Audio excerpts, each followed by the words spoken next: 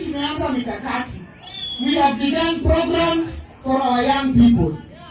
We are going to start with a convention, a mega convention for our youth in Nairobi. Tunataka tusikie sauti ya vijana wetu, vile wanataka chama iendelee na vile wanataka nchi iendelee. Lakini hakuna vile vijana wanaweza kuwa wanataka power lakini hawana kipande na kura. Hapa Homa Bay tunaambiwa kuna watu zaidi ya 1,100 wako na kura, wako na kipande lakini hawajachukua kura. Sasa kama uko na kipande na hujachukua kura, lazima uchukue hiyo kura.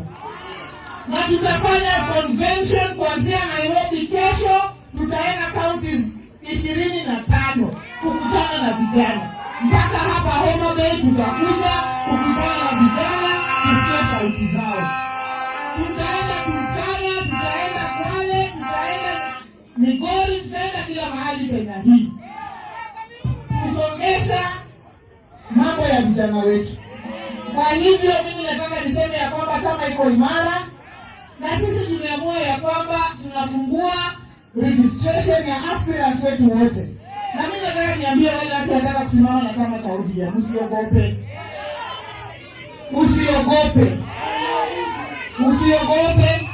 Tutafanya mchujo wa haki. Nominations will be free and fair.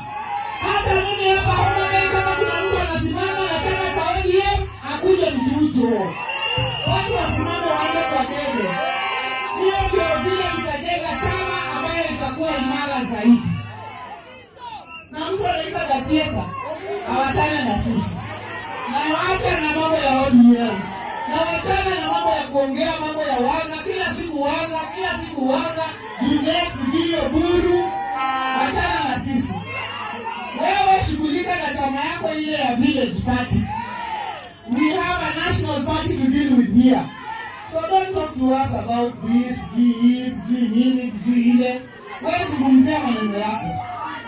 Na sisi tunaambia hiyo chama yako, unachukua pesa kwa watu kila siku. Ati mtu akitaka MCA 2 million. Mtu akitaka governor 30 million. Mtu akitaka sijui nini pesa ngapi. Wewe fanya hiyo biashara yako, wachana na chama cha ODM. Uwezani nayo. Hawacho kutoka wapi?